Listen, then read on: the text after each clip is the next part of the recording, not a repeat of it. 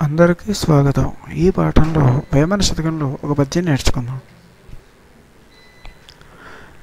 ఎన్ని చోట్ల తిరిగి ఏ పాటు పడినను అంట నీయక శని వెంట తిరుగు భూమి క్రొత్తదైన భోక్తలు క్రొత్తల విశ్వదాభిరామ వినురవేమ.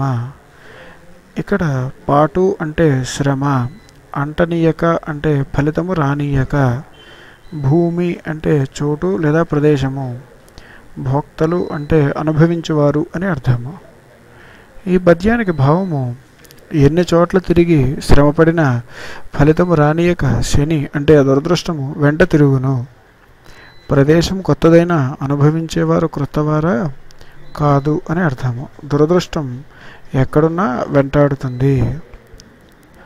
ఈ పద్యం మరోసారి చూద్దాం. ఎన్ని చోట్ల తిరిగి ఏ పాటు పడినను, ఎన్ని చోట్ల తిరిగి శ్రమపడినా అంట నీయక శని వెంట తిరుగు ఫలితము రానియక శని అంటే దురదృష్టము వెంట తిరుగును. భూమి క్రొత్తదైన భోక్తలు క్రొత్తల, ప్రదేశం కొత్తదైన అనుభవించేవాడు క్రొత్తవారా అంటే కాదు. దురదృష్టం ఎక్కడున్నా వెంటాడుతుంది అంటే దురదృష్టవంతులకు ఎప్పుడు దురదృష్టమే అని అర్థము. విశ్వదాభిరామ వినురవేమ.